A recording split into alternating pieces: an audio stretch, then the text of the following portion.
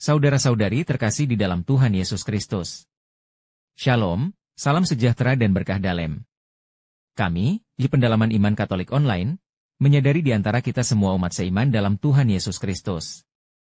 Banyak yang tidak sempat ataupun kurang tertarik untuk membaca Alkitab, maka dari itu kami memberikan rangkuman intisari isi masing-masing kitab per kitab dari Alkitab sesuai judul yang tertera di bawah ini. Maka diharapkan kita dapat memahami isi dalam masing-masing kitab tersebut. Selamat menyimak.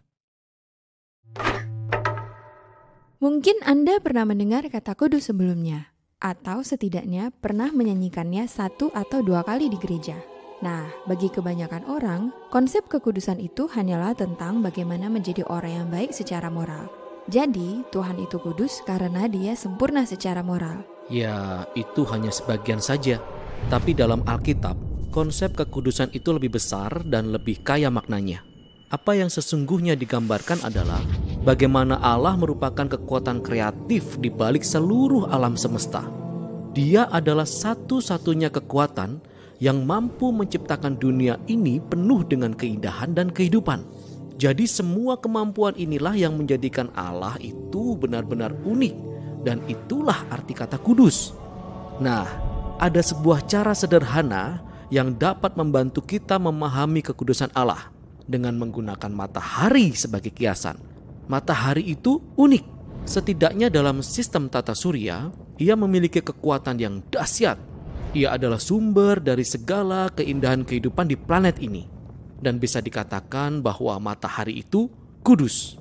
Dan sebenarnya kita juga dapat menggunakan kiasan ini lebih jauh lagi, bahwa seluruh wilayah di sekitar matahari itu pun kudus. Iya, karena semakin kita mendekat ke arah matahari itu, maka memang semakin terasa kekuatannya. Ya, tepat sekali. Justru kekuatan dan kebaikan itu sendiri yang menghasilkan seluruh kehidupan ini bisa menjadi berbahaya. Maksud saya, matahari itu, jika Anda terlalu dekat dengannya, ia dapat membinasakan Anda. Dan dengan cara yang sama, ada sebuah paradoks di pusat kekudusan Allah sendiri. Karena jika Anda cemar, hadiratnya berbahaya untuk Anda. Itu bukan karena hadiratnya yang jahat atau kejam, tapi karena hadiratnya itu terlalu baik untuk kita. Dan kejadian pertama yang menggambarkan hal ini terjadi dalam kisah Musa dan semak duri yang menyala. Saat itu, Allah berkata kepada Musa untuk melepaskan kasutnya, karena ia berdiri di atas tanah yang kudus. Musa menutupi wajahnya dalam ketakutan, dan Allah berkata, "Jangan mendekat, ini benar-benar sungguh dahsyat." Sesungguhnya kekudusan Allah yang dahsyat itulah yang digali lebih dalam lagi. Seperti dalam kisah bait suci umat Israel, yaitu tempat utama di mana hadirat Allah yang kudus itu berada. Dan di tengah bait suci itu terdapat ruangan yang disebut ruang Maha Kudus. Disinilah pusat hadirat Allah. Dan apakah seseorang itu adalah orang Israel yang tinggal di sekeliling bait suci, ataupun seorang imam yang bekerja di bait suci, dia berada di wilayah hadirat Allah yang kudus, yang juga berbahaya. Ya, dan inilah masalahnya. Jadi, bagaimana seharusnya hal itu bekerja? Dalam Alkitab, solusinya adalah Anda perlu menjadi suci. Jadi maksudnya menjadi suci secara moral? Ya, dan itu cukup mudah untuk dipahami. Tapi Alkitab berbicara banyak tentang bentuk lain dari kesucian, yaitu menjadi suci secara ritual dengan memisahkan diri dari apapun yang berkaitan dengan kematian, seperti menyentuh penyakit kulit, atau bangkai, atau bahkan cairan-cairan yang keluar dari tubuh. Semua ini membuat Anda cemar.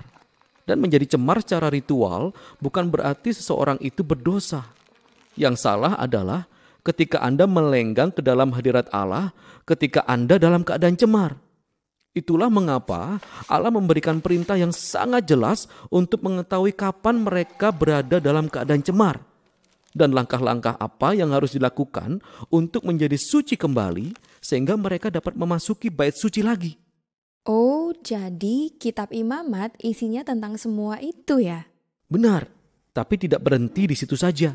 Konsep ini terus berkembang.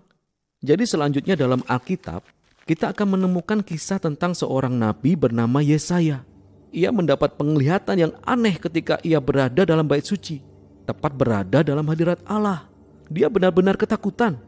Ya, dia paham aturannya. Dia bahkan tidak seharusnya ada di sana. Dan dia khawatir bahwa dia akan dibinasakan. Dan kemudian muncullah makhluk aneh yang bernama serafim. Iya, itu adalah makhluk yang sangat aneh. Benar sekali. Jadi serafim itu terbang dengan sebuah bara panas, kemudian menyentuhkannya pada bibir Yesaya dan mengatakan sesuatu yang sangat aneh. Kesalahanmu telah dihapus dan dosamu telah diampuni.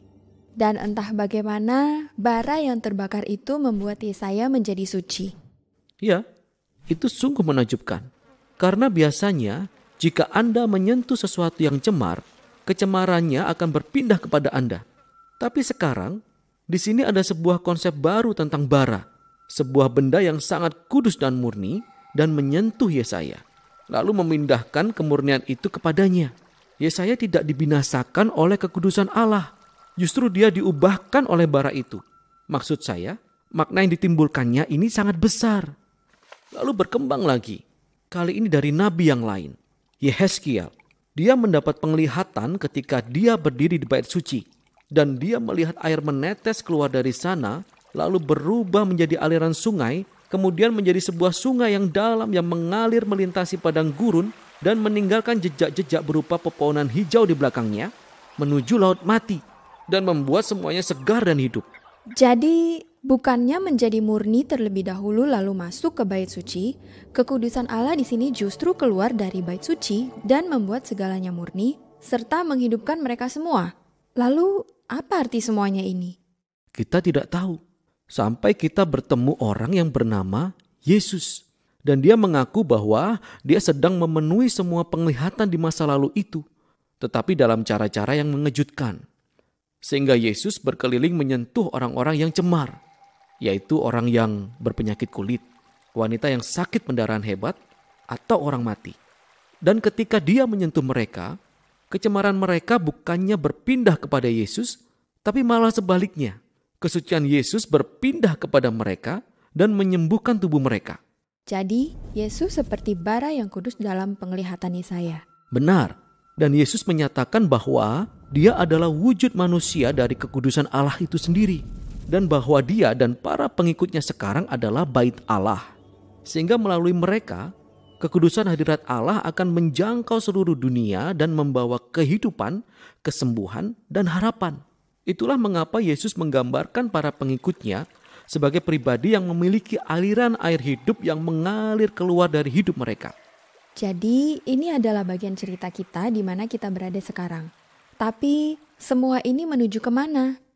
Nah, bagian akhir dari Alkitab ditutup dengan sebuah penglihatan akhir tentang kekudusan Allah. Kali ini melalui seorang pria bernama Yohanes. Dalam penglihatannya, kita melihat dunia ini dijadikan baru seutuhnya. Seluruh bumi menjadi bait sucinya Allah.